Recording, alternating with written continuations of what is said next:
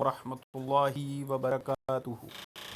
بیٹھ کے نحمدہ تفسیروں کے حوالے تو اس ونصلی علی رسولہ الکریم، اما بعد۔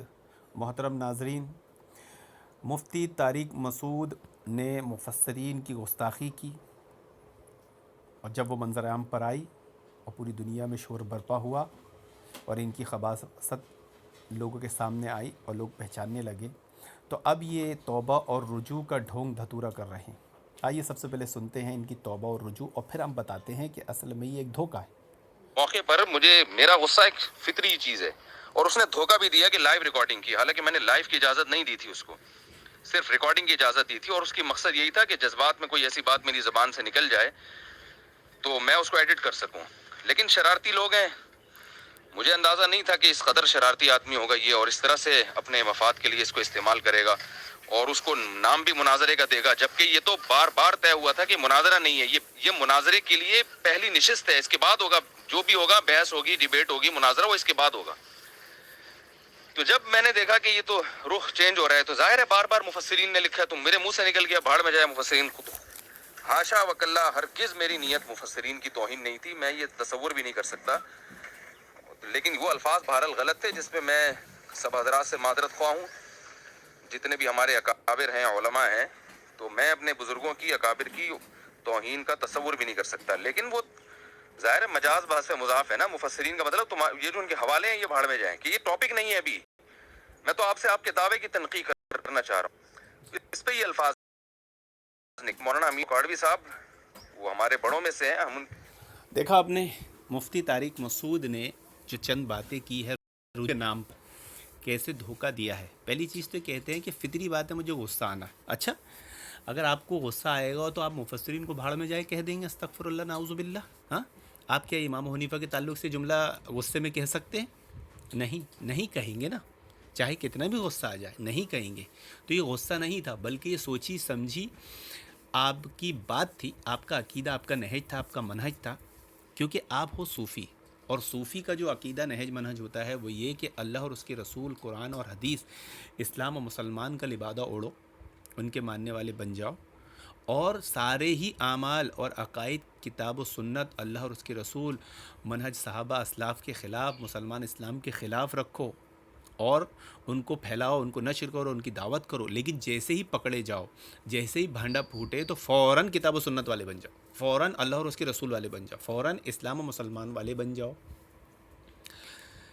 اب صوفیوں کی یہ صفت اور خوبی ہے، اور ان کی عوام نہیں جانتی کہ یہ بھی صوفی ہیں، اس لیے ان کے مفتی صاحب، ان کے اکابر، ان کے بڑے بڑے ہمیشہ سے ائمہ محدثین مجتہدین کی گستاخیاں کرتے چلے آئے ہیں۔ امام شافعی تک کو انہوں نے زندیق کہا ہے، شیخ البانی وغیرہ کی تو کوئی بات ہی نہیں ہے، آج کے دور کی تو کوئی بات ہی نہیں ہے۔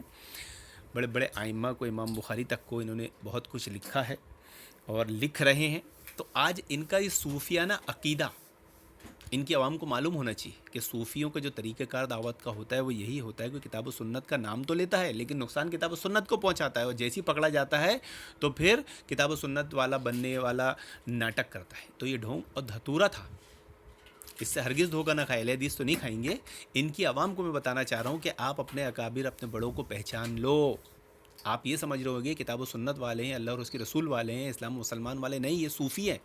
صوفی کا اسلام اللہ رسول سے کوئی تعلق نہیں ہوتا، بلکہ شدید دشمن ہوتے ہیں، کٹر دشمن ہوتے ہیں، اور اسلاف و محدثین مفسرین کے تو سخت دشمن ہوتے ہیں۔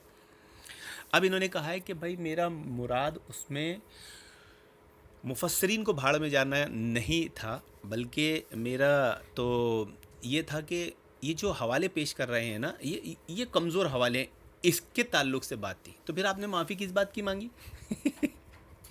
آپ نے تو گستاخی کی ہی نہیں نا مفسرین کی، تو پھر آپ کو پچھتاوا کیوں ہو رہا ہے؟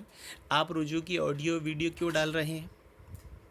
تو یہ ہے صوفیت، کہ پیٹ میں بات کچھ اور رہتی، زبان پر بات کچھ اور رہتی ہے۔ تو ان کے دل میں جو رہتا ہے نا، وہ موقع موقع سے نکلتا ہے۔ محترم حاضرین، یہ صوفی اللہ تعالیٰ کی گستاخی کرتے ہیں، انبیاء کی گستاخی کرتے ہیں، صحابہ کی گستاخی کرتے ہیں، قرآن کی گستاخی کرتے ہیں، بلکہ یہ صوفی تو فرعون کو ایمان والا مانتے ہیں، ان کے عقائد میں ہے۔ آپ پڑھیں گے تو آپ کو معلوم ہوگا کہ صوفیت نے سب سے زیادہ اسلام کو نقصان پہنچایا۔ تو ان کے نزدیک ائمہ محدثین مفسرین کی کیا حیثیت، اہل حدیث کی کیا حیثیت، کیا وقت. تو یہ اصل میں اپنا عقیدہ، اپنا منہج، اپنی سوچ انہوں نے بیان کی تھی. یہ کوئی جذبات میں نہیں نکلا تھا. اصل میں یہ ان کا مذہب ہوتا ہے، یہی ان کا مذہب ہوتا ہے. یہ تو باقاعدہ اس دن انہوں نے ارادتاً بالکل مجبور ہو گئے تھے جو انہوں نے ظاہر کر دیا.